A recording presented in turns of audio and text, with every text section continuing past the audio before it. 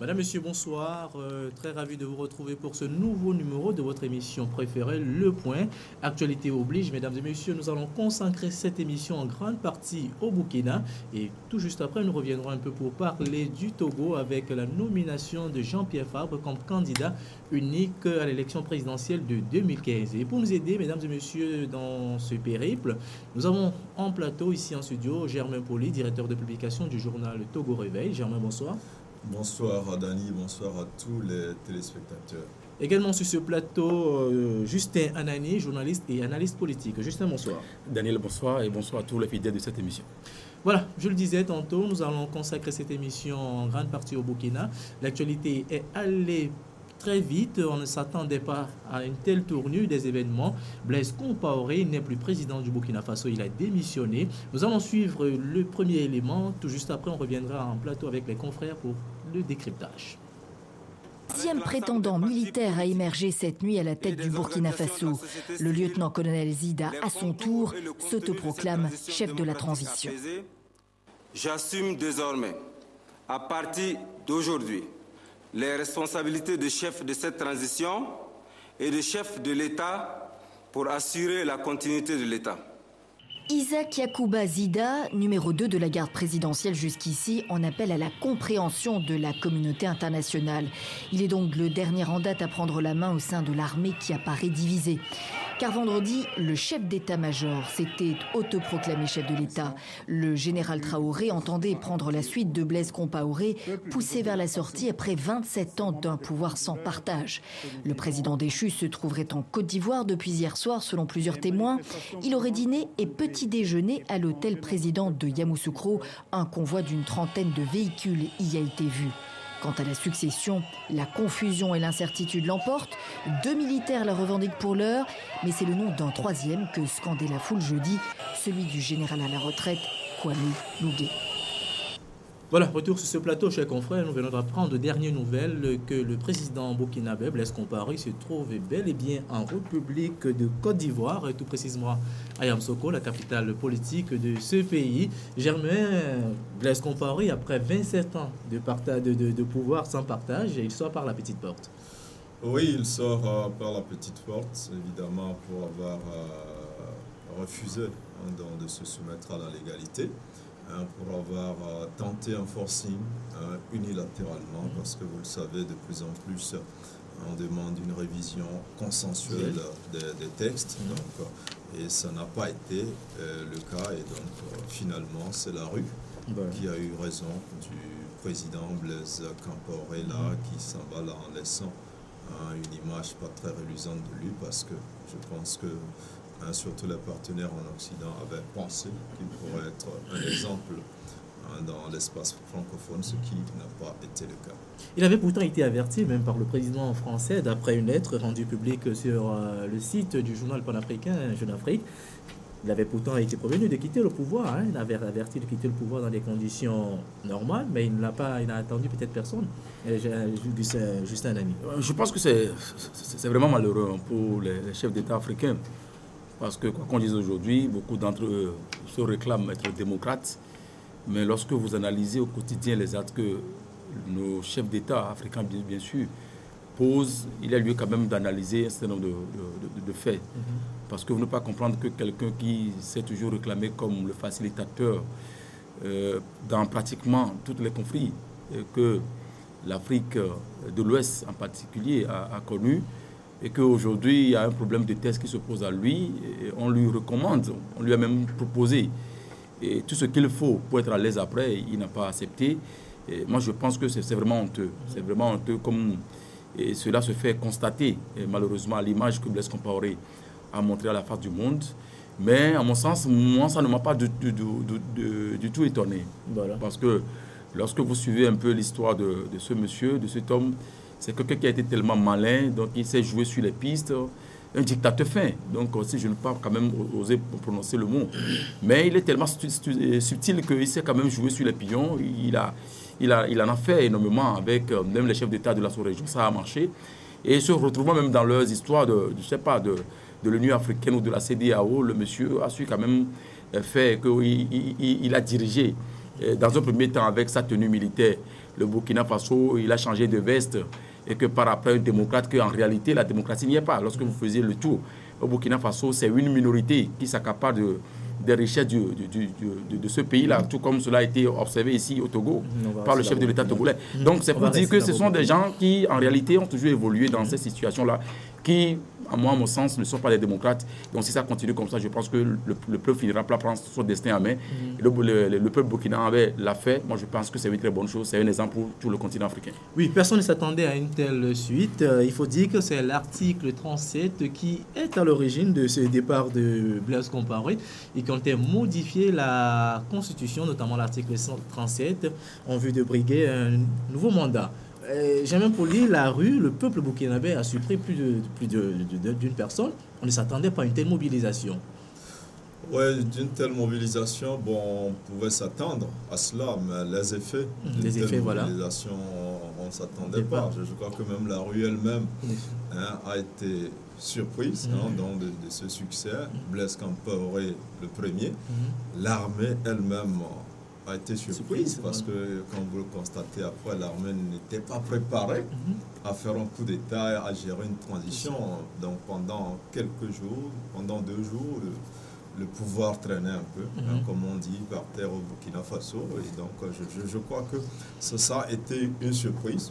Et on ne sait pas sur quoi le président Compaoré comptait donc, pour faire cette révision, mais je crois que les militants de l'opposition et la société civile, donc au Burkina Faso essentiellement à Ouaga, étaient déterminés. Et également, on a senti qu'au niveau des forces de sécurité, donc il y a eu quand même cet accompagnement-là qui a facilité que les manifestants donc, se dirigent vers l'Assemblée nationale, qu'ils chassent les députés et qu'ils brûlent l'Assemblée nationale et qu'ils tentent maintenant donc, un forcing vers le palais de la présidence. Je crois que là-bas, ils ont été empêchés. Mais les choses se sont précipitées. Et on ne le croirait pas. Et donc, je crois que c'était le destin. Voilà, c'est le destin. Il ne devait pas toucher à la Constitution. Il a tenté de le faire à ses risques et périls. Et il a donc récolté. On peut sérieusement le déplorer parce que c'est vrai, comme le disait Justin Anani tout à l'heure, il a été une référence dans la sous-région au point où il a été un des partenaires les plus privilégiés. Donc on reviendra peut-être sur cet aspect de la chose, effectivement. On quand même travaillé énormément en Afrique et dans la sous-région, en partie de Blaise Compaoré. Mais je crois que finalement, c'est la rue donc, qui a eu raison de lui. On espère tout simplement que les Burkinabés seront raison gardée, seront vite s'organiser pour assurer une transition qui va remettre la démocratie burkinabé donc sur les rails. Si Blaise Compaoré a pu partir, on peut dire que c'est en partie dû au rôle républicain qu'a joué l'armée dans le pays. Oui, dans un premier temps, je dirais oui. Tout à l'heure, vous avez posé la question de savoir si, quelque part, l'acte ou la situation qui secoue aujourd'hui le Burkina n'est pas un peu surprenante par rapport aux donnes, par rapport à l'actualité. Et je dirais dans un premier temps, oui. Oui, parce que à un moment donné, beaucoup pensent que le peuple burkinabé se retrouve toujours sur son laurier, n'arrive plus à se relever et à réclamer peut-être ses droits vis-à-vis de ce qui a été toujours le Burkina depuis que Blaise Compaoré est arrivé au pouvoir. Donc vous n'êtes pas aussi sans savoir que déjà en 2011, il y avait eu une mutinerie au niveau des garnisons, notamment qui a failli emporter Blaise Compaoré, mais une fois que le monsieur a repris position, donc il a essayé de jouer un peu sur les pions. Il a fait déplacer les pions. Je l'ai fait quand même observer tout à l'heure. C'est quelqu'un qui est tellement malin. Il sait quand même jouer sur le jeu politique. Il a fait, ça a marché. Mais arrivé à un moment donné, lorsqu'on lance les mouvements populaires ou les mouvements citoyens au Burkina Faso, le peuple burkinabé n'arrive pas, je dirais même la majorité n'arrive pas à répondre. Et ça laisse l'impression comme si ce peuple-là, on peut toujours c'est pas la tromper au quotidien, c'est pas à l'infini. Mais malheureusement, avec les derniers mouvements, avec la mobilisation si grande aussi de ce que nous appelons la société civile, qui a su quand même poser, qui a su quand même arriver au moment opportun avec tout ce que nous avons observé depuis le déclenchement de cette histoire du tripatouillage de la Constitution, notamment à son article 37 de la Constitution burkinabé, ça a fait quand même relever un certain nombre d'analyses. Lorsque vous voyez la situation, et aujourd'hui, vous soulignez un fait, parce que l'armée burkinabé, c'est une armée républicaine. Et si peut-être sous d'autres cieux, peut-être on va compter encore des milliers de mots, parce que l'armée ne va pas résigner à tirer dans la foule.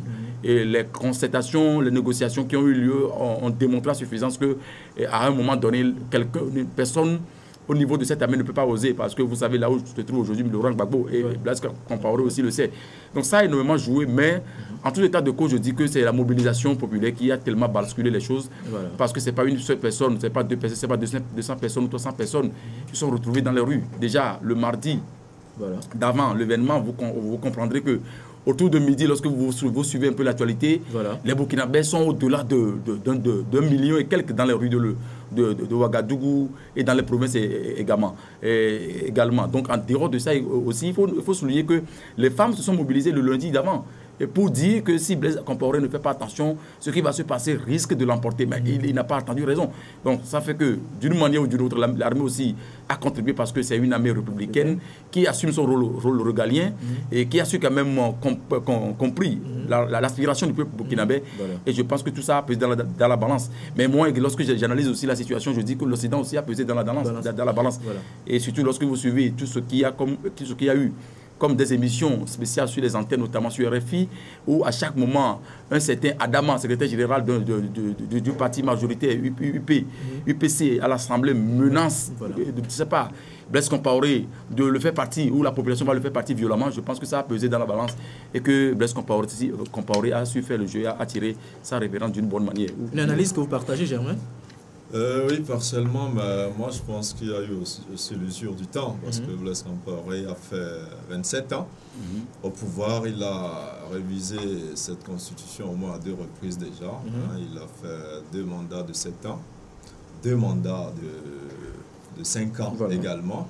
Et donc cette nouvelle révision avait quelque chose qui faisait que les Burkinabés ne voulaient pas avaler la pilule, parce qu'ils voulaient faire...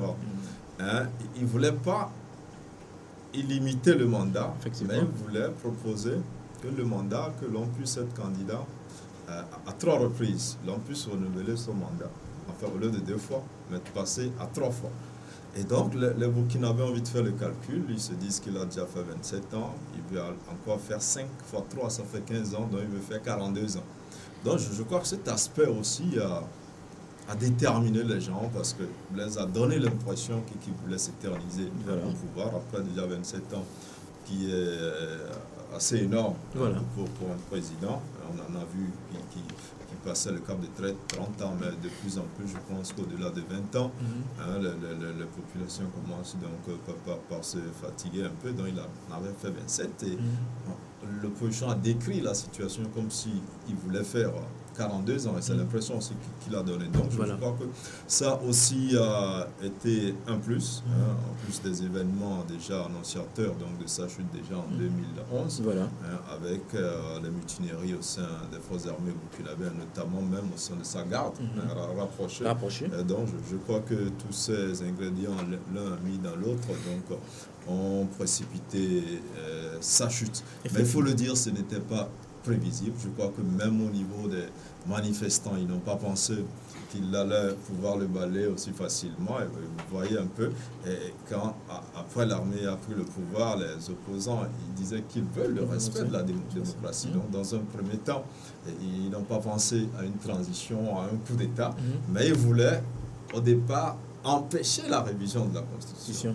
Mais je crois que finalement, en plus de cet empêchement, ils ont obtenir le départ de Blaise Compaoré. On avait cru à un certain moment que Blaise Compaoré avait réussi à fragiliser son opposition, parce qu'aux différentes élections présidentielles auxquelles on prépare, peut-être après pas cette opposition, elle était toujours illégale au dernier plan. C'est l'impression qu'on avait. Il n'y avait plus de force d'opposition. Oui, tout à fait. C'est ce à quoi je faisais allusion tout à l'heure. Parce que quand vous visitez ce pays, vous interrogez les acteurs politiques, vous interrogez la société civile, la population, vous comprendrez qu'en réalité, la chose politique n'intéressait plus. Donc ce monde-là, c'est-à-dire comment faire que ça puisse aller et que chacun à son niveau, dans les ménages, puisse quand même trouver à manger. C'est ça l'essentiel. Et vous comprendrez également qu'à un moment donné, lorsque l'opposition lance l'appel à la mobilisation, c'est difficile pour les Burkinabés de se retrouver dans les rues au-delà de 1000 personnes. Entre-temps, un mouvement a été lancé avant que ceux qui étaient proches de Blaise Compaoré ne le quittent, ne regagnent le camp de l'opposition. Voilà. Donc ça ne marchait pas très bien. Donc ça a fait qu'arrivé un moment, Blaise Compaoré se dit qu'il est toujours le tout-puissant, il peut continuer par gouverner, vite était dame, et que sans pour autant que personne ne regarde. Avec ses relations au niveau de la sous-région, avec cette histoire de la France-Afrique, dont il est détenteur du pion, il sait comment manipuler les pions en Afrique de l'Ouest. Je l'avais également fait observer tout à l'heure, il est pratiquement le négociateur dans pratiquement tous les conflits au niveau de la sous-région, au niveau de l'Union africaine, qui vient toujours en sapeur-pompier peut-être pour éteindre. Avec toutes ces situations-là, Blaise Compaoré pensait qu'il pouvait quand même jouer sur ces pions-là et tromper la vigilance du peuple. Et c'est là où je fais observer que l'humeur d'un peuple, personne n'arrive à le maîtriser. Parce que ce qui se passe pour la plupart du temps, vous avez l'impression comme si vous arrivez à endormir tout le monde, mais d'un seul coup, si ça commence, c'est le boom. Et vous ne pouvez pas arriver à comprendre. Donc je pense que aujourd'hui, ce qui s'est passé au Burkina, et chacun à son niveau puisse quand même l'analyser autrement et comprendre qu'à un moment donné, le peuple a toujours son destin à main, le peuple a le dernier mot à dire, et c'est le constat malheureusement qui a été fait. Et moi, je le dis, je tire chapeau à ce peuple burkinabé qui a su répondre au moment opportun, et au moment idoine, et a balancé la tendance, l'histoire même de ce pays-là qui est en train d'être réécrite aujourd'hui. Voilà, il faut dire que le peuple burkinabé est encore sorti dans les rues ce matin pour exiger la démission du colonel Zida aux dépens. Ils veulent pas du colonel à la tête de cette transition. Germain, un militaire à la tête de cette transition poserait encore problème parce que d'autres. Voilà, je voudrais comme revenir sur un aspect qu'on a oublié d'aborder. C'est le rôle joué par la jeunesse. Voilà. Et donc par ce symbole-là de la jeunesse de cette révolution que le président Thomas Sankara.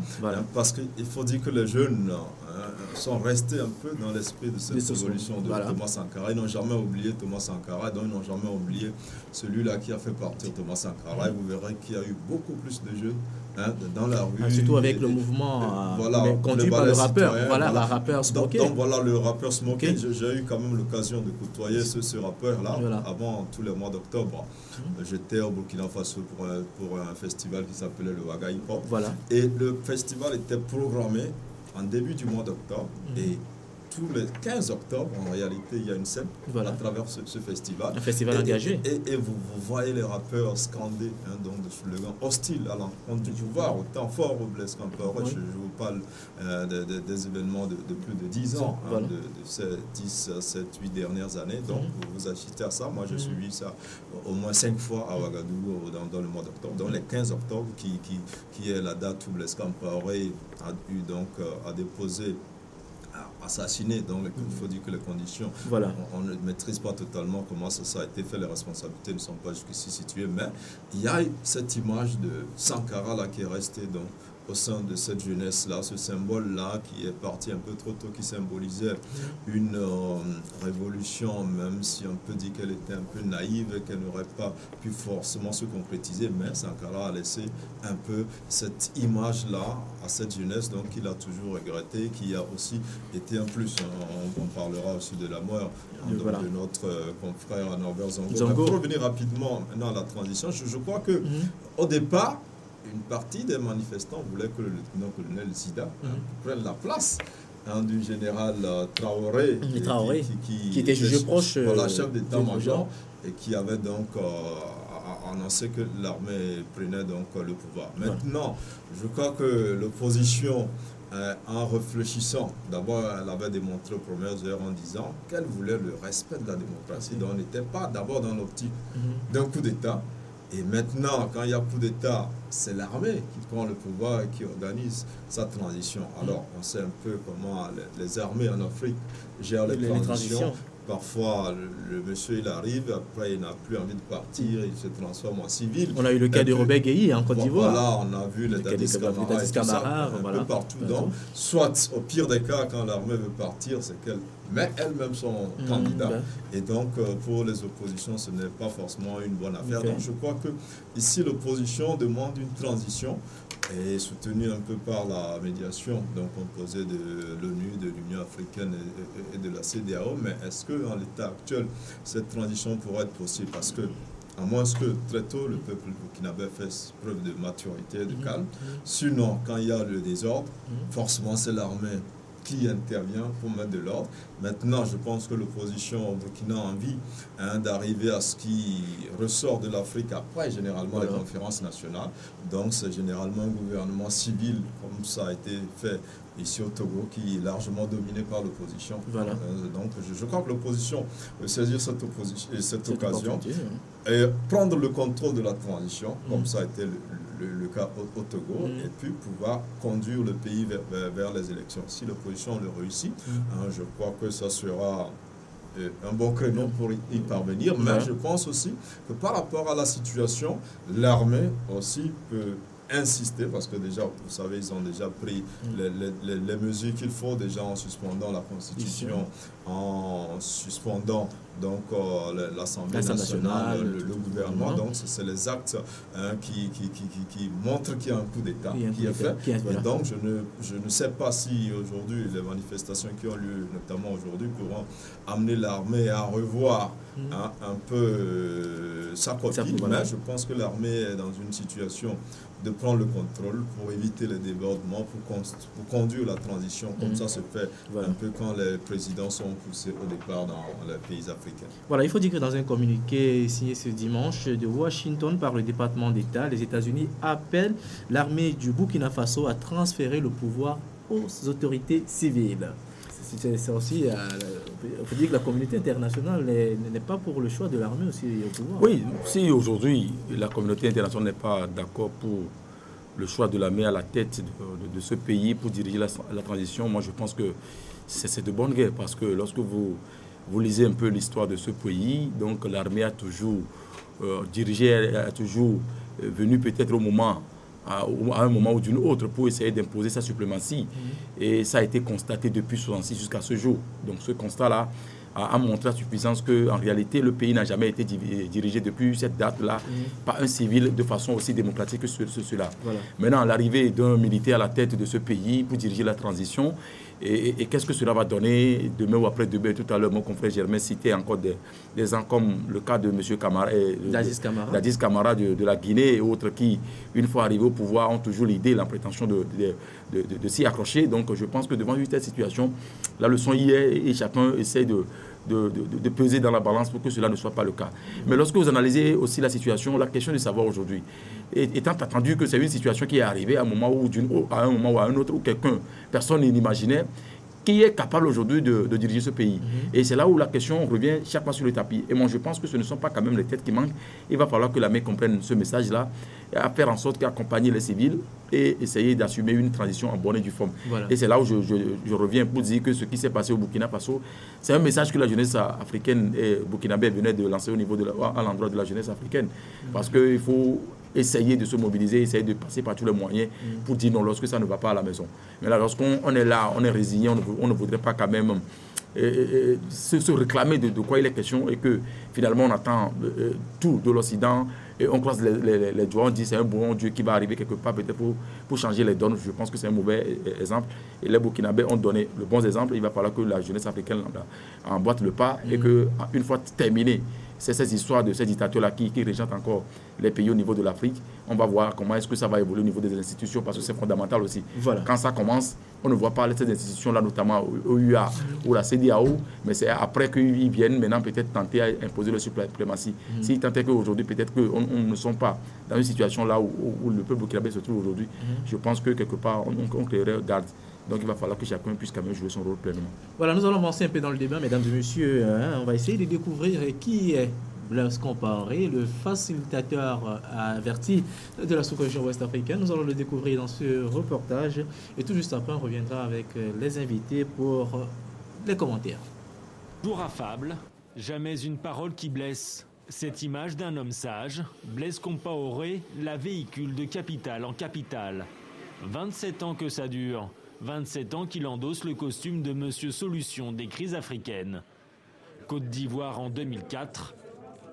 Les Ivoiriens, les Ivoiriennes sortent nombreux, votent massivement, dans le calme, avec sérénité. Il y va de l'intérêt de la Côte d'Ivoire, de la sous-région. Mali, l'an passé. Plaisir d'être à Bamako et bien sûr de saisir cette occasion pour d'abord saluer les fidèles musulmans. Ces médiations sont les plus récentes, mais depuis près de 30 ans, le numéro 1 du Burkina Faso apparaît comme un pilier incontournable de l'Afrique francophone, voire de ce qu'on appelle la France-Afrique. Blaise Compaoré a toujours su nouer des relations étroites et jamais ombrageuses avec les présidents français, notamment Jacques Chirac, ou dernièrement François Hollande. À l'étranger, Blaise Compaoré est vu comme un homme intègre et pacifique. C'est pourtant par les armes qu'il conquiert le pouvoir en 1987. Ce jeune capitaine n'a que 36 ans quand il renverse son ancien compagnon de lutte, Thomas Sankara. Sur ces images, on voit les deux hommes côte à côte. Thomas Sankara est assassiné lors du coup d'État, dans des conditions encore non élucidées. Après le putsch, les opposants sont éliminés et le militaire troque l'uniforme pour le complet veston respectable qui le conforte à la présidence et dans les urnes. Durant 2 septennats et un quinquennat. L'an prochain, Blaise Compaoré doit achever son 2e mandat de 5 ans. L'été dernier, lors de cette interview à TV5 Monde donnée lors d'une visite à Washington, il affichait avec tout son sérieux qu'il était favorable à l'alternance. Moi, je suis aussi pour l'alternance, comme lui certainement, mais une alternance basée sur les choix des citoyens. Voilà. C'est d'abord ça qui est important. Leur choix, les Burkinabés le crient avec force ces dernières heures. C'est sans doute le soulèvement. Voilà, retour sur ce plateau, cher confrère Germain Pouli. Vous avez suivi le portrait de Blaise Compaoré, un portrait assez particulier. Oui, c'est un portrait assez particulier depuis donc 87. Voilà. Le coup d'État donc qui a amené le règne des capitaines donc au Burkina Faso avec Thomas Sankara. Thomas Sankara un peu idéaliste, un peu révolutionnaire, mais qu'on n'a pas eu donc l'occasion de tester. Donc finalement c'est le numéro 2 donc, de cette junte militaire qui avait pris le pouvoir, qui a donc évincé le numéro 1 et qui s'est accaparé donc du pouvoir. Mais il faut aussi savoir le reconnaître, Blaise Compaoré a beaucoup travaillé pour le Burkina Faso. Les Burkinabés le reconnaissent quand vous suivez certains manifestants. Ils reconnaissent quand même que Blaise Compaoré a fait un travail, mais tout simplement qu'ils ne sont pas prêts à supporter qu'il fasse 42 ans. Voilà. Donc je crois que c'est beaucoup plus ça. Et donc il a quand même hissé son pays au rang des nations en voie d'émergence. Il faut le reconnaître, que ce soit sur le plan culturel, beaucoup de choses sont faites sur le plan économique et social, et il a quand même joué sa partition. Et puis sur le plan diplomatique, on ne saurait plus dénier un peu cette aura-là qu'il avait, et donc cette capacité-là qu'il avait, donc d'avoir l'adhésion de ses pairs et de pouvoir facilement gérer plusieurs crises dans la sous-région. Il est même intervenu ici au niveau de l'APG, effectivement, la politique globale entre le pouvoir et l'opposition. On a vu en Côte d'Ivoire, on a vu au Mali, un peu partout. Donc il a joué sa partition, il l'a fait, un peu comme ce fut le cas aussi au temps du président Yadema aussi. On peut dire que Blaise Compaoré a été un successeur du président Yadema dans les médiations sur le plan international. Et donc il a fait ce qu'il devrait faire, mais peut-être qu'il n'a pas su partir au bon moment, et donc l'un des problèmes aussi que certains chefs d'État qui font plus de 25-30 ans ont, c'est qu'ils n'arrivent pas à préparer leur succession. Voilà. Donc je crois qu'il faut savoir le faire aussi après quand on dépasse le cap de 20 ans. Je crois qu'il faut déjà songer à préparer sa succession, ce qu'il n'a pas su faire et ce qui malheureusement l'a rattrapé. Justin Nani. Oui, je pense que M. Blaise Compaoré, c'est le monsieur France-Afrique que le colon français a fait venir. Une fois que M. l'ex-président ivoirien, Félix Houphouët-Boigny, n'est plus sur la tête des vivants, et on l'a positionné partout où le besoin se fait sentir, notamment pour défendre les intérêts des Français. On l'a vu pratiquement dans tous les conflits. Voilà. Donc, monsieur a la solution des crises, comme on en sait bien le surnommer ces derniers jours. Donc je pense que Blaise Compaoré peut avoir tout, sauf un bon démocrate. Il a si bien, il a démontré. Et tous ceux-là qui sont peut-être ses adversaires directs, il a toujours trouvé des solutions peut-être pour les écarter d'une manière ou d'une autre. Et le cas de Norbert Zongo est là. Et vous interrogez l'histoire aujourd'hui, on vous dira beaucoup de choses sur ce monsieur concernant comment est-ce que l'assassinat de Sankara a été organisé et que ça a été planifié finalement. Il a pris la reine de ce pays-là, il a régné en maître absolu jusqu'à ce jour. Donc c'est le monsieur qui, tout à l'heure, lorsque vous suivez l'élément, vous comprendrez qu'il dit qu'il est pour également, il est pour l'alternance en réalité. Je dis que c'est quelqu'un qui est tellement malin, il s'est joué sur les mots, il a trompé plus d'un. Et on l'a vu également dans les conflits au niveau de la Côte d'Ivoire, comment il a soutenu, c'est pas Alassane Ouattara. On l'a vu également dans les autres conflits, notamment au Libéria, où il a soutenu. C'est pas Charles Taylor et sa clique avec les conséquences que nous connaissons aujourd'hui. Donc même au Togo ici, au moment où le peuple togolais s'est soulevé contre le régime en place, on a vu également le rôle que le monsieur a joué en collaboration avec les Français, la France-Afrique, bien sûr. Vous n'êtes pas sans savoir qu'il y avait eu, on a connu dans ce pays, Ouaga 1, Ouaga 2, avec récemment, c'est cette histoire de l'accord politique global qui a été signé un 20 août 2006, dont les applications posent problème aujourd'hui. Avec tout ce que nous avons connu, il est où? Chaque fois, on dit, bon, c'est le médiateur, il faut aller le voir, qu'il va essayer de peser dans la balance. Il ne le fait pas parce que ce sont des gens qui évoluent pratiquement dans la même dimension, dans le même schéma pour se maintenir à vie au pouvoir. Donc, Blaise Compaoré a tout, sauf un bon démocrate, c'est un dictateur. Et je dis que lorsque ça continue, ça commence comme ça continue, au finish, le peuple a toujours son mot à dire, le peuple a toujours son destin à prendre en main. Le peuple burkinabé l'a fait. Quoi qu'on dise aujourd'hui, je pense qu'un jour à un autre, Blaise Compaoré aura à répondre de ses actes, ce qu'il a fait au peuple burkinabé. Même s'il a apporté un temps soit peu à ce que le peuple, je ne sais pas, burkinabé, puisse sortir de la situation dans laquelle il se trouvait dans le temps. Je pense qu'il en a fait quand même, au même moment, il faut quand même dire que ce n'est pas un monsieur qui n'est pas clean. Voilà, il faut dire que Blaise Compaoré n'était pas le seul président qui envisageait de modifier la constitution de son pays pour se représenter pour une nouvelle fois une élection. Nous allons suivre l'élément pour découvrir les autres chefs d'État qui sont dans le même schéma. Compaoré ne les laisse sûrement pas indifférents. Comme lui, ils sont présidents, africains, francophones et surtout tentés par une révision de la Constitution.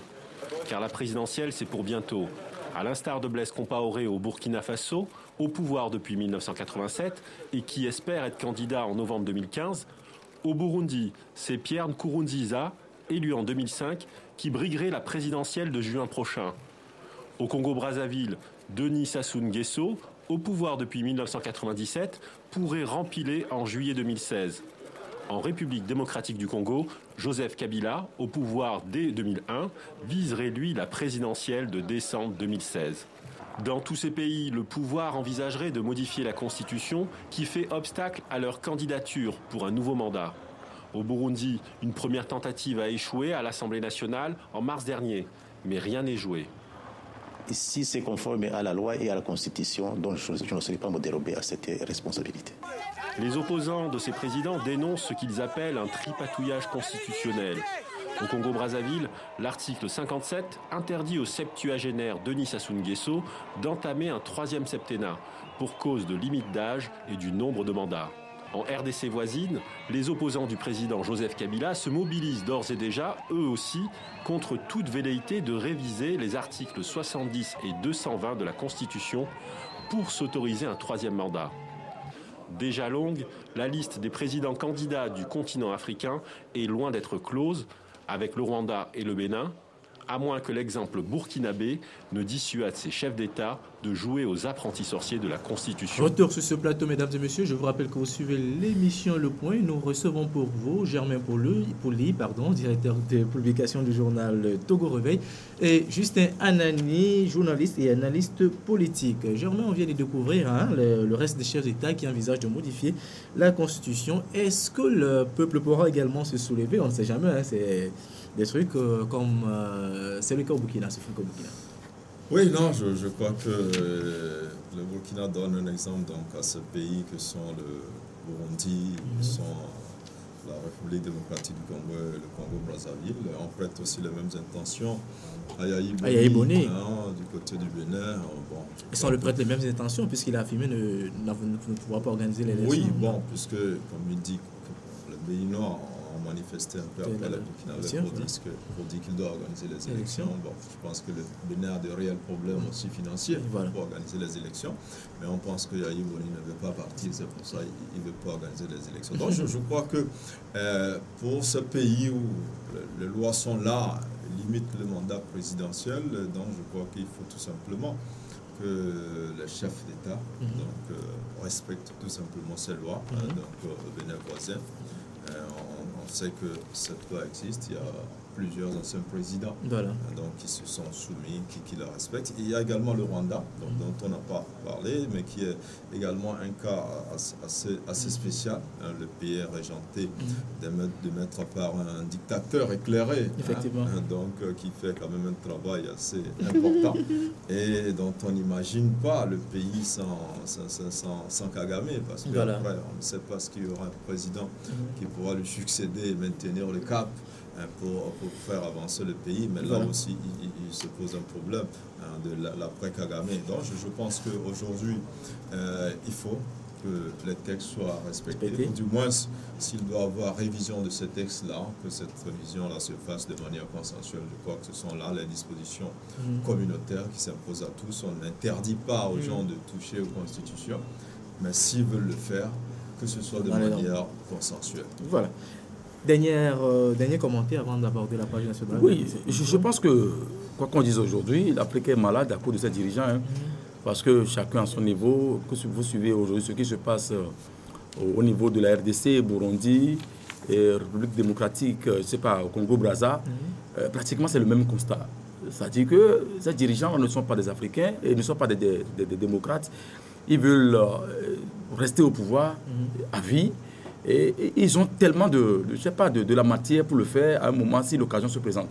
C'est ce qui est un peu dommage pour le continent africain. Parce que quand on parle de l'alternance politique, je pense que c'est une question qui arrange non seulement les dirigeants de ces pays-là, mais également qui permet l'avancée démocratique de ces pays-là. Bien sûr, il est bien vrai que dans cet élément qui venait de passer, on n'a pas fait cas d'un certain nombre de choses. Mais lorsque vous lisez aujourd'hui, entre les lignes, donc le comportement d'un certain nombre de chefs de l'État, même si le mandat n'est pas limité, quand on leur demande de faire des réformes constitutionnelles pour essayer quand même de limiter le mandat, ils refusent de le faire, le cas du Togo notamment. Donc c'est pour dire tout simplement que nous sommes dans une situation où les chefs d'État africains ne veulent pas, une fois arrivés au pouvoir, passer la main, donnant l'impression qu'après eux, il n'y a plus personne pour gouverner. Et c'est ce que moi, ça me fait mal, sincèrement. Parce que lorsque vous écoutez à la veille, même avant que Blaise Compaoré ne soit chassé, il y a certains même qui ont laissé sur les antennes comme quoi il n'y a plus d'autres personnes au Burkina Faso qui puissent diriger ce pays en dehors de Blaise Compaoré. Et cet argument est soutenu également ici au Togo et ailleurs. Comme quoi il n'y a plus d'autres personnes. Lorsqu'un pays compte des milliers de personnes, 2 millions de personnes, et que lorsqu'une personne quitte à la tête de ce pays-là, il n'y a plus d'autres personnes. Donc c'est là où moi je dis qu'il va falloir que la jeunesse africaine puisse se servir de l'exemple de ce qui s'est passé au Burkina Faso et à un moment donné, essayer de prendre son destin à main et essayer de corriger le tir et que le continent africain soit bien vu ailleurs et par rapport à tout ce qui se raconte, tout ce qui se lit sur les réseaux sociaux, parce que le continent africain, c'est un continent où il y a tout, il y a la famille, il y a la guerre, il y a Ebola, où les chefs d'État ne sont pas là, ils n'arrivent même pas à penser à leur peuple, l'essentiel est de rester au pouvoir, vite et puis tout ça là, je pense que ça ne fait pas bon signe. Voilà, nous allons, comme annoncé en début d'émission, aborder la page nationale de cette émission. Vous le savez, depuis le vendredi, Jean-Pierre Fabre, président de l'Alliance nationale pour le changement, a été choisi à l'issue du conclave qui a duré 3 mois comme candidat unique devant représenter 8 partis pour l'opposition dans sa grande composante à l'élection présidentielle de 2015. Le CAP 2015, c'est ainsi que est intitulée la bannière que va porter ce candidat. Nous allons suivre sa déclaration, sa toute première déclaration, la déclaration qu'il a faite à l'issue de son choix. Le conclave qui s'achève vient de me désigner candidat unique de l'opposition à l'élection présidentielle de 2015 sous la bannière de CAP 2015. Entendez, combat pour l'alternance politique en 2015. Je voudrais m'adresser à ceux qui ne sont pas parmi les fondateurs de CAP 2015, soit parce qu'ils ont quitté les discussions en cours de route, soit parce qu'ils n'ont pas pris part au conclave. Les portes de CAP 2015 leur sont ouvertes. Aucun malentendu n'est insurmontable pour des acteurs politiques qui visent le même objectif. Nous demeurons convaincus que l'unité de l'opposition, concrétisée par la désignation d'un candidat unique, est le préalable absolu à la mobilisation populaire par laquelle nous mènerons avec succès la bataille pour les réformes politiques prescrites par l'accord politique global APJ. J'invite donc tous les acteurs politiques réellement soucieux de libérer le Togo et le peuple togolais de la dictature à nous rejoindre pour gagner ensemble l'élection présidentielle de 2015. Voilà, retour sur ce plateau, chers confrères. Germain Pouli, nous venons de suivre la déclaration, le tout premier mot de Jean-Pierre Fabre après son choix comme candidat devant représenter l'opposition à cette élection, à l'élection présidentielle de 2015. Un choix qui s'est fait à l'absence de... Bon, le communiqué a été signé malgré... Il y avait plusieurs partis politiques qui prenaient part à ce conclave. On peut parler notamment du CAR et bien d'autres partis, mais la majorité ont plus peur que de mal. Plusieurs partis se sont finalement entendus et choisi Jean-Pierre Fabre comme candidat de cette opposition. D'ailleurs, ça vous surprend d'entrée de jeu? Non, je ne suis pas surpris, mais seulement que je suis peut-être déçu pour l'opposition parce que quand on parle de candidat unique de l'opposition, on est vraiment très loin de cela. Très loin parce que déjà plusieurs voix dans l'opposition ont pu se positionner comme candidat déjà, à commencer par le Parti des Togolais et autres, mais jusque-là, ce n'était pas grave. Les deux plus grands groupements de l'opposition que sont Arc-en-Ciel et le CST, on s'attendait quand même, à défaut d'avoir l'UFC, puisque c'est sur la base des voix recueillies par l'UFC en 2007 et des voix recueillies par la coalition et le CST, que les gens ont fait des calculs par rapport à une candidature unique. À défaut de l'UFC, on n'a même pas pu avoir la coalition Arc-en-Ciel et on n'a même pas pu avoir aussi la totalité du CST. Donc il y a ADI, qui est quand même un parti qui dispose de 3 députés au sein de l'Assemblée nationale, qui n'a pas pris place à ce conclave. Il y a la coalition Arc-en-Ciel avec les 6 députés qui ne sont pas. Donc sur les 30 députés de l'opposition, je parle là des chiffres concrets, sur les 30 députés de l'opposition qui représentent un peu différentes forces de l'opposition, il y a finalement que 17 qui sont derrière cette candidature unique. Donc vous voyez Arc-en-Ciel avec 16 députés, vous avez le PDP de Bassami Kabara avec un député, donc ça fait 17. Donc vous voyez que les 13 autres, ça fait quand même, c'est beaucoup. Il y a 6 au niveau d'Arc-en-Ciel, il y a 3 au niveau d'ADI. ADI qui est un partenaire traditionnel. Mais est-ce que tout va se jouer au niveau des députés? Non, les députés représentent la force des partis. Bon, les 8 signataires qu'on a vus ne représentent rien. À part le PDP, il n'y a que l'ANC. Ils ne représentent rien, ils n'ont même pas été capables d'avoir un seul député. Donc, ça veut dire que ces partis ne représentent rien. Ils n'ont pas été capables d'avoir un seul député, ils ne pèsent pas. Ça, je crois que nous partons des faits.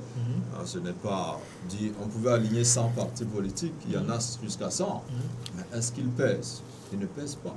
Donc, je parle de ce qui pèse. On ne peut pas dire que Adi ne pèse pas. Adi a 3 députés, c'est que Adi pèse. La coalition Arc-en-Ciel avec c'est pas peut-être dû au fait qu'ils se sont présentés aux dernières élections sur la bannière du CST qu'Adi a pu obtenir même ces 3 députés. Non, Adi a obtenu au nord. Je pense que l'ANC a été claire au début. Là où l'ANC sait qu'elle règne, elle n'a pas partagé. Là où, à Lomé, l'ANC n'a pas partagé avec les autres du CST. Là où l'ANC sait qu'elle peut avoir, ses députés, elle n'a pas partagé. Donc, à chacun, par exemple, Obi était censé ramener les voix du Yotor, par exemple, qui n'a pas pu amener. Donc, le CST ne lui a rien donné, malgré donc tout ce que le président Aguilera Kodio et Alphonse et Gérard Radja ont eu donc à faire pour avoir un député au nord du CST à Lomé. Ça n'a pas été fait. Donc, je crois que les calculs sont justes. L'ANC à 16 députés. C'est son poids, c'est le parti le plus important. Voilà. Suivi du CAR qui a 6 députés, qui est le deuxième parti le plus important.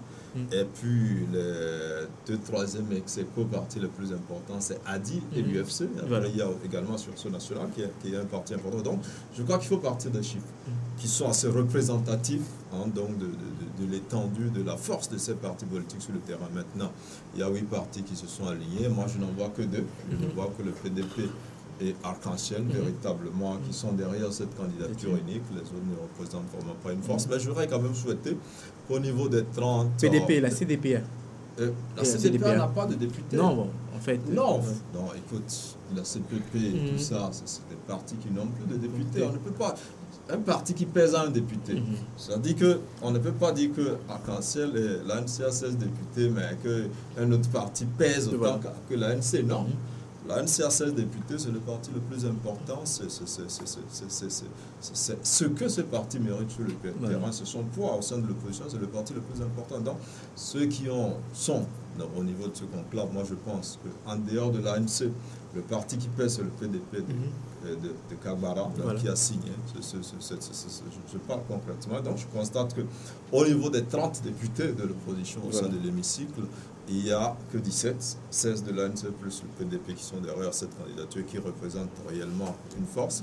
Contre 13 qui représentent plusieurs partis, comme le CAR, comme ADI, qui est un partenaire traditionnel donc de l'ANC, Sursaut, et puis l'UFC, qui est forcément une force avec laquelle l'opposition doit compter, parce que au lendemain des législatives, l'opposition a bel et bien additionné les voix de l'UFC au reste de l'opposition pour dire que si on additionne ces voix, c'est possible qu'on fasse l'alternance. Maintenant, le président de l'ANC, candidat donc de ces partis-là, qui se sont alignés derrière lui, a lancé un appel aux autres qui n'y étaient pas et qui représentent une vraie force donc, de pouvoir les rejoindre autour de ce projet qu'il entend de mettre en place pour 2015. S'ils le réussissent au moins, ne serait-ce qu'avoir tous les partis du CST et de la coalition Arc-en-Ciel, on pourra dire que la candidature unique a avancé un peu.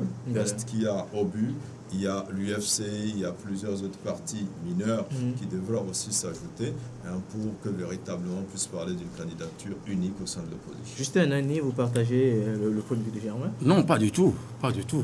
Pour la simple raison que nous savons ce que c'est que les élections en Afrique.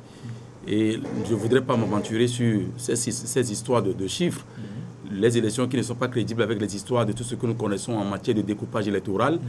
Et vous ne pouvez pas se baser sur les chiffres. Moi, je pense que la question fondamentale qu'il fallait se poser aujourd'hui, est-ce que c'est de savoir, est-ce que les Togolais veulent l'alternance politique ou non, à la tête du sommet? C'est la question qu'il faut se poser et chercher à trouver la réponse. Et vous me direz qu'au Burkina Faso, le parti majoritaire à l'Assemblée nationale, c'est le parti de Blaise Compaoré. Le peuple burkinabé s'est levé contre ce parti, ce monsieur Blaise Compaoré. Le peuple l'a chassé. Maintenant, la question de savoir où se trouve la majorité qui soutient les actions, cette majorité qui a voté pour le parti de Blaise Compaoré. Donc, je ne voudrais pas m'aventurer sur ce terrain-là. On sait ce que c'est que les élections en Afrique qui ne sont jamais crédibles avec tout ce que nous connaissons. Mais je dis que la question fondamentale aujourd'hui, il y a un système en place qui est en place depuis 1963. D'une manière ou d'une autre, si Feu Yadema n'a pas dirigé le pouvoir, le coup d'État a été opéré, on sait comment, et il a su quand même positionner les pions, il a joué sur le malin, en 1967, il a pris le pouvoir. Pendant 38 ans durant, il a dirigé le Togo, avec tout ce que nous avons comme résultat aujourd'hui. Son fils a pris le pouvoir dans des circonstances rocambolesques, ça je le dis tous les jours que Dieu fait. Il venait de finir son deuxième mandat. On parle des réformes constitutionnelles et institutionnelles. On cherche à améliorer les questions qui ont trait peut-être au bon fonctionnement des institutions de la République, notamment la limitation du mandat et tout et tout. Ils refusent de faire les réformes. Maintenant, est-ce que vous allez penser que les Togolais sont dupes comme ça?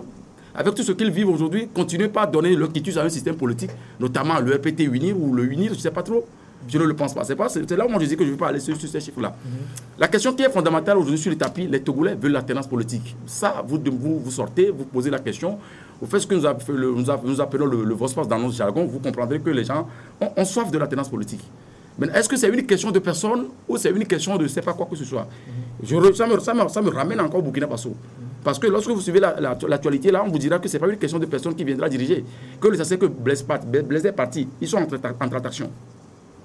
Maintenant, sur ce volet-là, Est-ce que quelqu'un dira que bon, je suis tellement plus important parce que j'ai tel nombre de députés, parce que je me suis positionné dans telle localité, on m'a voté, mais je me suis retrouvé avec 0 député que je ne pèse pas. Moi, d'une manière ou d'une autre, les Togolais savent qu'on m'a voté, ils le font chaque jour que Dieu fait. Le peuple a toujours voté dans le bon sens. Les exemples sont là, légion, d'ailleurs, en 98, en 2005 et récemment. Donc, c'est là où je voudrais dire que je ne veux pas aller sur les chiffres. Maintenant, si l'opposition a pensé qu'au-delà de tout, il faut chercher un candidat unique, après 3 mois de tractation dans leurs histoires de conclave, ils ont cherché peut-être quelqu'un comme Jean-Pierre Fabre, celui qui est sorti peut-être deuxième en suivant les chiffres officiels, bien sûr, lors de la présidentielle de 2010, et qu'aujourd'hui, c'est le chef de file de l'opposition. Il est sur le terrain, il met la bataille dure contre le régime, malgré tout ce qu'il a vécu depuis la création de l'ANC jusqu'à ce jour. Et qu'après réflexion, on pense que le monsieur est téméraire. Quand on le positionne devant, il peut mener la lutte, comme Zéphiré Diabré l'a fait au Burkina Faso. Moi, je ne pense pas qu'il doit y avoir commentaire à faire là-dessus. Maintenant, il revient à ce peuple-là. Je dis, quoi qu'on dise dans une dictature, il revient toujours au peuple de prendre son destin en main. Si le peuple veut que ça change, ça va changer. Si on veut quand même continuer par se résigner, dire qu'il faut laisser un bon Dieu quelque part, il va venir faire le truc. La jeunesse est résignée avec tout ce qu'on connaît dans le pays, à cette situation dans laquelle nous sommes là. On dit qu'on fait la démocratie. Moi, je ne suis pas de cet avis-là. Je pense que le dernier mot revient au peuple au moment opportun de prendre son destin en main. Réaction? Non, je crois que mon confrère se contredit lourdement. Il dit qu'il ne veut pas s'approcher aux chiffres, mais il me parle des élections de 2010. Jean-Pierre Fabre sorti deuxième. Sur la base de quel chiffre Jean-Pierre Fabre est sorti deuxième? Je parle des chiffres que vous avancez tout à l'heure lorsque vous faites cas de ces élections législatives. D'abord, il dit qu'il nous propose élections. Mais c'est les mêmes élections qui ont positionné Jean-Pierre Fabre deuxième en 2010 et il dit qu'il est le mieux placé de l'opposition. Ce sont les mêmes élections qui ont fait de Jean-Pierre Fabre le leader de l'opposition. Il dit qu'il ne veut pas tenir compte des élections. Ce sont les mêmes élections et les chiffres de ces élections qui ont fait que les gens disent on veut faire candidature unique. Si lui, les journalistes, peut-être qu'il ne fait pas ce calcul. Les hommes politiques, c'est sur la base des résultats qu'ils travaillent. Quand il parle de candidature unique, Jean-Pierre Fabre a été clair sur RFI la dernière fois. S'ils n'ont pas une candidature unique, ça sera difficile pour eux. Ils ne vont pas gagner l'élection. Il ne faut pas donner l'homme politique. Oui, mais maintenant, aller à l'élection. J'en viens rapidement. Donner l'impression que ces élections sont les chiffres. Non, je crois que les gens travaillent sur ces chiffres. Ces chiffres depuis 2007, les gens travaillent là-dessus. C'est comme ça qu'on avance. Vous, en tant que journaliste, vous donnez un avis de journaliste, mais l'homme politique, il sait ce qu'il pèse. Aujourd'hui, Jean-Pierre Fabre est le leader de l'opposition.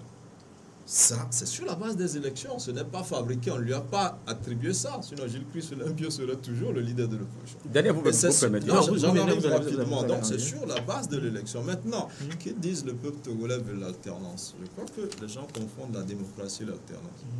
L'opposition dans tous les pays veut l'alternance. L'alternance, c'est quand le parti qui est au pouvoir perd les élections. Si vous êtes sûr de ne pas gagner les élections, pourquoi vous y allez? Donc toutes les oppositions veulent faire l'alternance, veulent arriver au pouvoir. C'est ça l'alternance. L'alternance, ce n'est pas une forme de démocratie. Mais est-ce qu'on peut parler de démocratie au Togo alors aujourd'hui? Il y a la démocratie, les élections depuis 2007.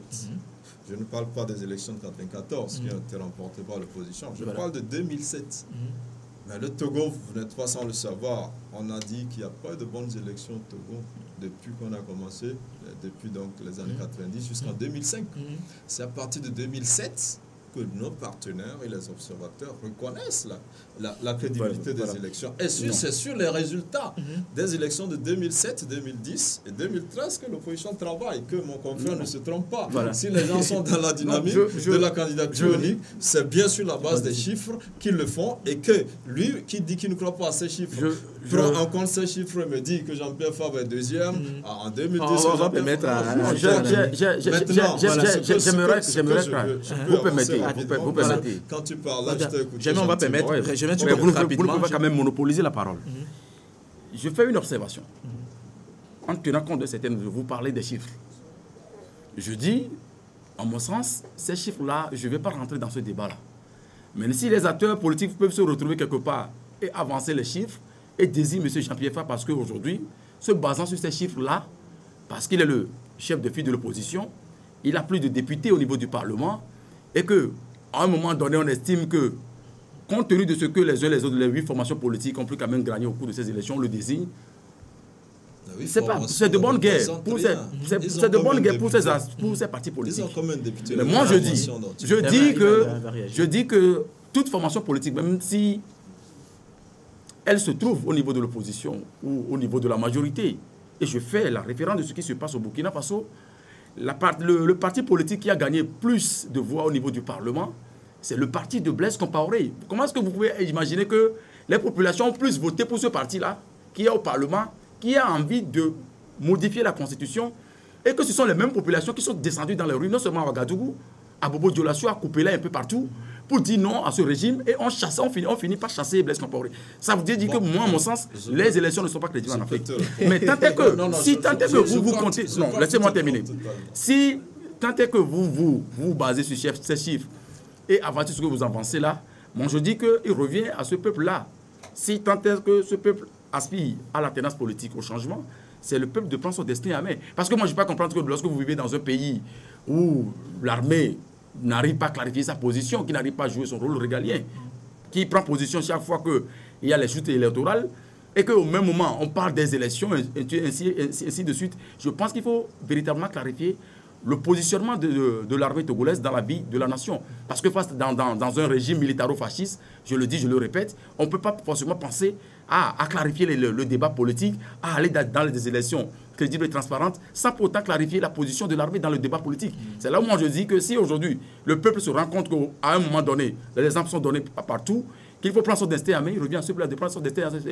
Parce que ce ne sont pas forcément les élections qui viendront régler la candidature unique. Jamais pour lui. Non, je crois que mon ami fait un peu de la diversion. Hein. Je lui dis que ceux qui cherchent le candidat unique travaillent sur la base des chiffres. Je ne conviens pas.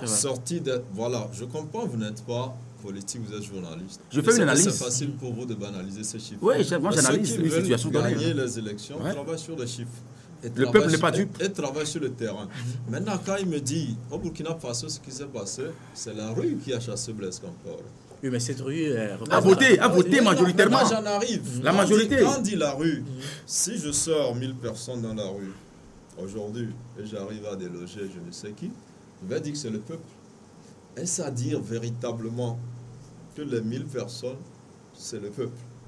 On ne peut pas le dire. Ce qui est évident, c'est la rue. Dans notre pays, par exemple, prenons l'Égypte, il y avait des mouvements. J'allais même prendre l'exemple de l'Égypte. Voilà. Mais un président comme Mohamed Morsi, qui gagne des élections, et l'armée le saute. C'est pas l'armée qui l'a sauté. Qui l'a sauté? Attention, c'est la rue dans un premier temps. Mais quelle rue? Il a la majorité. Mais voilà, ce n'est pas sa rue qui l'a sauté. Mais voilà, c'est ce que j'allais te dire. C'est la confusion. Ce n'est pas les militants de Morsi qui l'ont sauté. C'est les militants de l'opposition. Mais Morsi a la majorité. S'il te plaît, qui sont en réalité minoritaires. Puisque les frères musulmans ont gagné, ça veut dire qu'ils sont majoritaires. Mais c'est une minorité qui a chassé Morsi. On est d'accord? Comment? Mais oui. C'est la minorité qui a chassé Blaise Compaoré au Burkina. Je ne dis pas. C'est la minorité qui a chassé Blaise Compaoré. On va aller à tour de C'est pour ça qu'on dit c'est la rue. Est-ce que c'est la Non, s'il te plaît. C'est pour ça qu'on dit la rue. On ne dit pas le peuple pas parce qu'on ne sait pas si c'est la majorité. Mais c'est la majorité qui a chassé Blaise Compaoré au Burkina. On va aller à tour. Mais si je te parle de l'Égypte, ce n'est pas les frères musulmans. Ne sont pas l'amalgame. Mais c'est toi qui as donné l'exemple égyptien. Je te prends au mot. Le type vient d'être élu par la majorité. Ce n'est pas cette majorité qui est descendue dans les rues, c'est l'opposition qui est descendue dans les rues. Et l'armée a fait un coup d'État, ce n'est pas la rue qui l'a chassé. Même au Burkina, en réalité, c'est l'armée qui a demandé à Blaise de partir. C'est vrai que quand la rue s'exprime, après... Mais s'il vous plaît. Voilà. Les gens nous suivent. C'est pour ça que tu ne vas pas me convaincre que la rue... En Égypte, a chassé Morsi. Je ne parle pas d'Égypte, je parle du Burkina Faso. C'est toi qui as donné l'exemple de l'Égypte. Non, j'ai pas parlé d'Égypte. C'est le même cas. Mais tu m'as permis même de t'éclairer. Non. Ce qui s'est passé en Égypte, si vous voulez, on rentre dans le débat. C'est la rue. On va mettre la balle à terre. C'est la rue qui a chassé Morsi, mais on ne peut pas dire que c'est le peuple. Puisqu'il a la majorité. Mais on l'a chassé, on a dit le peuple l'a chassé. Non, c'est la rue. C'est pour ça au Burkina Faso, c'est la rue. On ne sait pas si ceux qui l'ont chassé sont majoritaires ou pas. Ce n'est qu'à travers des élections qu'on peut savoir de quel côté... Non, ce n'est qu'à travers les élections qu'on peut savoir de quel côté se situe la majorité. Maintenant, la rue peut chasser quelqu'un. C'est pour ça quand vous écoutez, on parle de la rue qui a chassé. C'est-à-dire que tout à l'heure, je peux mobiliser 100 000 personnes et chasser un président Et on dira la rue l'a chassé, on dira pas le peuple. Parce que pour arriver au pouvoir, c'est la majorité. Et ce n'est qu'à travers les élections. Oui. C'est pour ça que vous verrez des gens dire... Il doit avoir des contre-manifestations. Je vous dis, vous croyez que si Blaise Compaoré, janvier, devait organiser une marche de soutien, vous pensez qu'il ne peut pas mobiliser 1 million de personnes? Il pourra. Mais jusque-là, ce n'est qu'un combat de chiffres. Ce n'est que dans les urnes. On va permettre à Anani de réagir. Allez-y. Ce que j'aimerais faire observer, nous sommes des communicateurs, il ne faut pas faire l'amalgame de la situation. Il s'est passé un problème de confrérie musulmane en Égypte. Morsi a gagné les élections avec les frères musulmans, bien sûr, la majorité, et qui... Le voyant évoluer, il s'est posé un certain nombre de problèmes. Attends, on va le permettre. On va laisser. Il s'est posé un problème. Jamais tu auras le temps de réagir. Il s'est posé un problème où on observe des affrontements dans les rues, que ce soit au niveau du Caire ou à Alexandrie. Il y a eu tellement de problèmes qu'à un moment donné, l'armée a décidé de prendre la destinée de la nation. Ça, c'est un autre problème. C'est un coup d'État pur et simple. Ce qui se passe au Burkina, c'est la même chose. Il y a une majorité qui s'est dégagée au cours d'une élection et c'est le parti de Blaise Compaoré qui a cette majorité-là. Morsi avait la majorité aussi. Laissez-moi terminer si vous permettez. Si vous aurez le temps de réagir, vous me laissez. Allons-y. Et que c'est passé un problème de tripatouillage modificateur de la Constitution. Cette majorité qui a voté pour Blaise Compaoré a dit non. Comment est-ce que vous pouvez comprendre ça? C'est paradoxe. Et ce n'est pas seulement au niveau de Ouagadougou. Que vous allez à Kupela, que vous allez à Kompienga, que vous allez à Bobo Dioulasso, ainsi de suite, les populations sont levées contre Blaise Compaoré. Mais c'est dans cette majorité, dans cette population qu'il a tiré sa majorité. Comment est-ce que vous pouvez expliquer ça? Vous voudrez dire que les élections ne sont jamais crédibles. Mais vous ne pouvez pas me... Vous n'êtes pas sans savoir que ce qui s'est passé ces derniers jours au Burkina Faso, on a distribué de l'argent. On a passé par tous les moyens que ce test-là passe. Mais jamais c'est un peu contradictoire. Donc c'est ça un peu ce que moi je dis, que moi, les élections ne sont pas crédibles en Afrique. Les populations sont là, ils ont soif de l'alternance politique. Les politiques sont là, ils sont au sommet, ils passent par tous les moyens pour manipuler les consciences collectives, pour distribuer de l'argent, pour faire tout ce qui leur passe par la tête pour se maintenir. Donc face à une situation, je dis que c'est le destin, c'est le peuple qui doit prendre son destin, mais c'est ce que moi je dis. Non, non, je crois qu'il faut être constant dans ce que vous dites. Vous prenez deux exemples qui sont très bons, mais vous les interprétez de manière contradictoire. Non, c'est faux. Non. À supposer, Blaise Compaoré à la majorité, il l'a élu. Morsi à la majorité, il l'a élu. Il y a eu les mêmes genres de manifestations. Moi, je ne veux pas dire qu'au Burkina, c'est la minorité qui l'a chassé. Je n'en sais rien parce que ce n'est qu'à travers les élections qu'on sait qu'il y a les partisans. Les élections ne sont pas crédibles en Afrique. S'il te plaît. Mais Jamais, allez-y. Les élections en Égypte n'étaient pas crédibles, l'élection de Morsi. Les élections ne sont pas crédibles en Afrique. Dis-moi, en Égypte, c'est l'élection de Morsi. Moi, je te donne chaque fois le cas de ce qui se passe. C'est qui est d'actualité Burkina Faso. Mais non. C'est toi qui as donné l'exemple de l'Égypte. Je n'ai pas donné l'exemple. Je te donne l'exemple de Burkina Faso. Je ne fais que parler du Burkina Faso depuis l'entame de cette émission. Voilà. Je vais te dire. Parce que c'est une référence. C'est moi qui ai évoqué l'Égypte. Oui, c'est vous. C'est Daniel qui a évoqué le cas de l'Égypte. Au Burkina Faso, je me trompe pas dans mes analyses. Les gens peuvent voter pour Blaise Compaoré, mais s'opposer à ce qu'il reste éternellement au pouvoir. Voilà. Donc tu ne peux pas dire qu'on n'avait pas voté pour lui.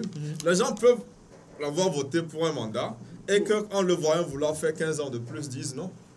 Donc, tu ne peux pas dire que son élection était frauduleuse. Donc, maintenant, je ne suis même pas dans ce débat. Ce que je veux dire, la seule manière pour un peuple de s'exprimer, pour savoir de quel côté se trouve la majorité, ce n'est jamais dans la rue, mais c'est dans les urnes. Dans une démocratie. Voilà. Oui, dans le Togo n'en est pas une. Je ne parle même pas du Togo. Je te parle du Burkina et de l'Égypte. Moi, je fais le cas du Togo. On ne parlait même pas parce du Togo. que c'est au Togo qu'on a décidé de candidat unique. C'est pour ça que si des gens réunissent 50 000 personnes ou 30 000 personnes, ils vous disent c'est 800 000 ou 1 million. Il y a toujours un combat de chiffres. Donc, on a vu au Togo, parfois le même jour, il y a des marches, et vous voyez l'étendue, c'est la même chose. Mais ce n'est pas dans la rue que se mesure la popularité. C'est dans les urnes. Ce n'est pas parce que je peux sortir 10 000 personnes dans la rue. Et il y a des gens qui n'ont jamais gagné les élections.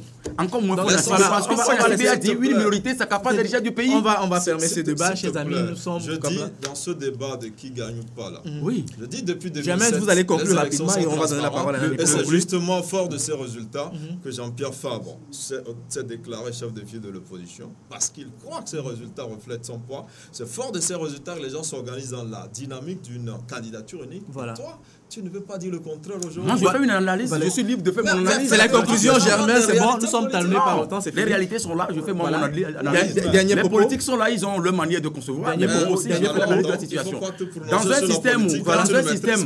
un système politique où la position de l'armée n'est pas claire, il faut essayer de clarifier d'abord. Non, en 2005, les étapes sont là. On va permettre aux gens de nous suivre à la maison parce que là... Au Burkina, aujourd'hui, les gens contestent l'armée. Merci à vous, Germain, d'être passé sur ce plateau. Merci également à vous, Justin Anani, journaliste et analyste politique. Merci à vous, Germain Fouli, pour ce débat bleu. On aura peut-être le temps de revenir un peu plus en question. Il faut dire la vérité au peuple, c'est fondamental. Merci de nous avoir suivis. Constant et dire la vérité. Il faut dire la vérité au peuple, Germain. Voilà, merci à la maison, à vous de nous avoir suivis. Nous donnons rendez-vous la semaine prochaine, même heure, même chaîne, pour un nouveau numéro de votre émission Le Point. Au revoir.